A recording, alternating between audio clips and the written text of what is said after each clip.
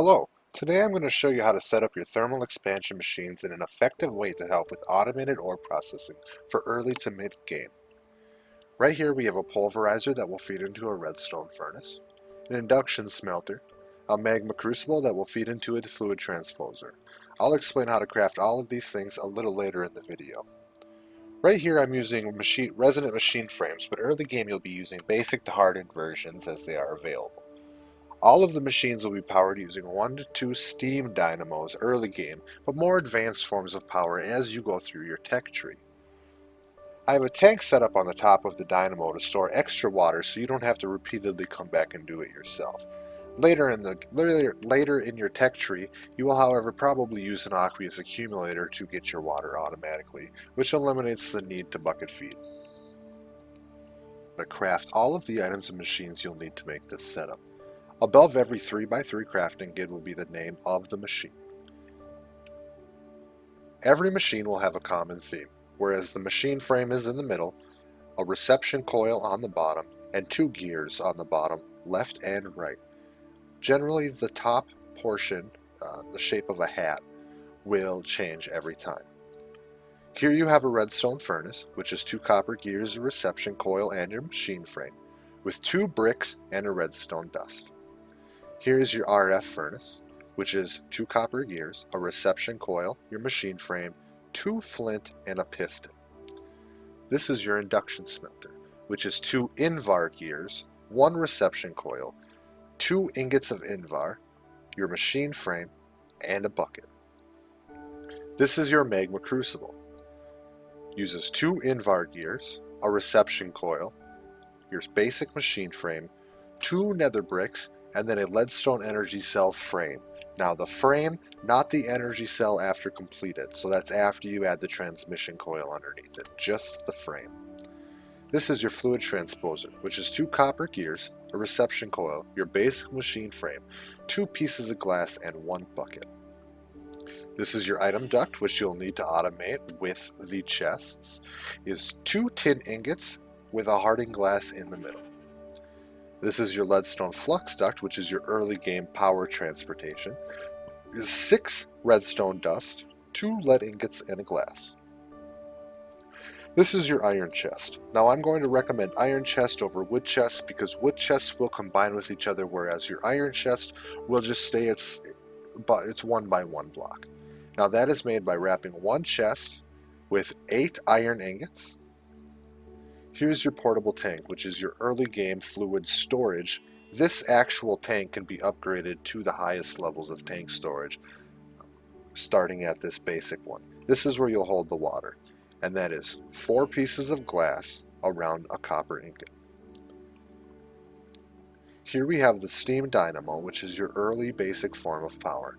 That is made by 3 copper ingots, 1 transmission coil, a piston, and 2 copper gears at the bottom. This is your crescent hammer. Now your crescent hammer is your bread and butter of thermal expansion, and you should know this. This is made by 2 iron ingots at the top, 1 tin ingot in the middle, and 1 iron ingot in the bottom middle. This tool does everything and anything relating to thermal expansion. The last thing I'll show you is a servo. Now this little thing allows you to pull from certain item storage devices. That is made by using 2 iron nuggets, a piece of glass, 2 iron ingots, and a piece of redstone. Now all of these items are the basic things that you're going to need. The leadstone flux duct will be the first things that you lay on the ground. The item duct will come after your induction smelter, but that should be very early to early mid-game crafting. Here I'm going to show you how to set up your machines with the items that we've discussed on the crafting grids in a manner which shows the way you progress through your tech tree, which is early to early mid-game machines. First, we're going to start off by placing down a few leadstone flux duct. You're going to place your steam dynamo on the very end of that. Now the first machine you're going to place down right at the beginning here is going to be your pulverizer. Right next to that, you're going to place your redstone furnace down. Now these will be the first 2 machines that you make in your tech tree and your early game automation. You're going to go in here to this pulverizer, go to the configurations tab on the side. You want blue on the top. You want the left-hand side to be null, the bottom-hand side to be null, and then you want your back side, which is this square right here, you want your back to be yellow and the right-hand side to be red. Now what this will do is allow it to pull from the top and export its 2 output slots to a chest behind it and the redstone furnace to the side of it. You're going to come to your redstone furnace, you're going to put in on the left, in on the top, out on the right. Make sure the back and the bottom are null. No entrance or exit. Now you're going to take an iron chest. Early game you can use wood, but I'll use iron right here. You put a single iron chest right here. Now when you're coming back to your base with your ores, all you'll do is you'll put them in the pulverizer. The pulverizer will automatically export things to the redstone furnace, which will then cook them and place them in a chest. You set up a chest on the back of the pulverizer to catch any of the secondary outputs in case they'll clog your machine. Now this is the first machines you'll have set up. A little later you're going to have an induction smelter, and that's after you combine some pulverized tin and copper.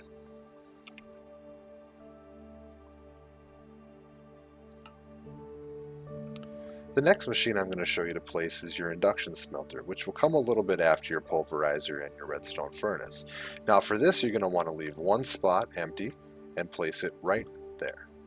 Now inside your configuration tabs you're going to set the left to green, the right to purple, the top is going to be orange, the bottom is going to be null, and the back is going to be null. Now this will help with automation in forms of your left slot, right slot, and your output. After you make an induction smelter, you have the availability to create hardening glass, which is where then you start adding item duct. You're going to place a chest on the top to catch all of your output. You're going to use your item duct. You're going to place one on the left, one on the right. Use your hammer to disconnect from any chests that they may happen to connect to. So there. You're going to place an iron chest right there and an iron chest right there. Now what this means you can do is you can fill in the left chest with all of the items for the green slot. You can fill the right chest with all of the items for the purple slot, and then they'll automatically output into the iron chest. Now that you've made an induction smelter, you can add item ducting to these two machines. Now you add one right there on the top of both machines.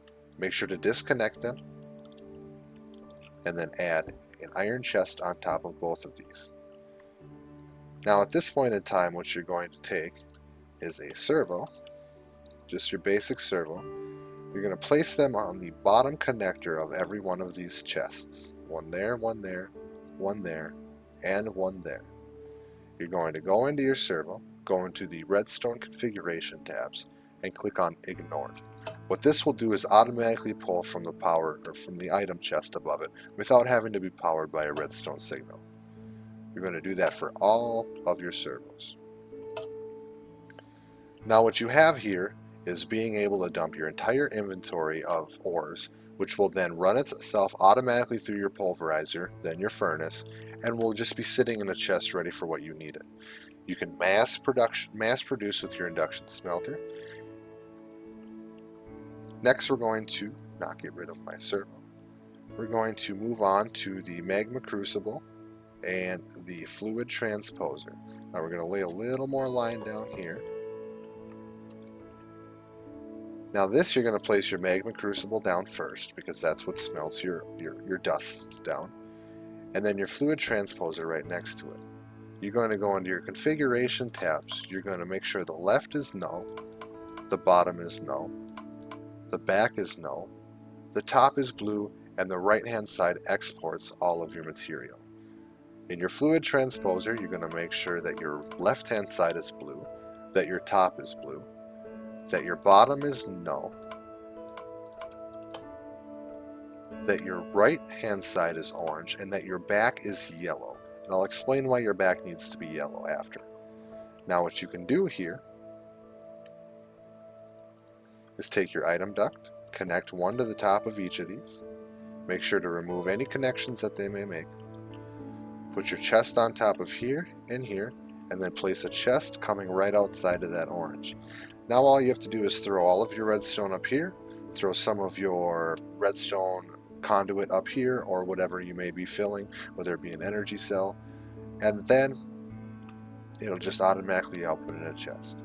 Now this is your basic machine setup in order. Now what you're going to do is for your steam dynamo, you're going to place a portable tank on top of your steam dynamo. You're going to hit it with your crescent hammer so it turns orange and outputs. And right next to your steam dynamo, you're going to create an unlimited water source. And that's just a water source where two source blocks meets a third in the middle, and you'll always be able to take in and out of it. I'm using a creative bucket so you can't see, but this middle one will always let you pull water from it. And then you're going to fill up your tank, which will then feed your engine right here, your steam dynamo, with water. And then all you need to do is add coal or charcoal. I recommend charcoal because that means all you have to do is cut down a tree and burn it, and then you just get the energy from the logs. Place it in there, it creates the steam, which will start to power and add power into every single one of your machines.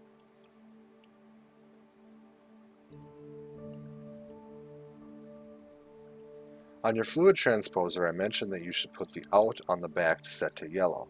Now this is so you can place a second tank there once you build one.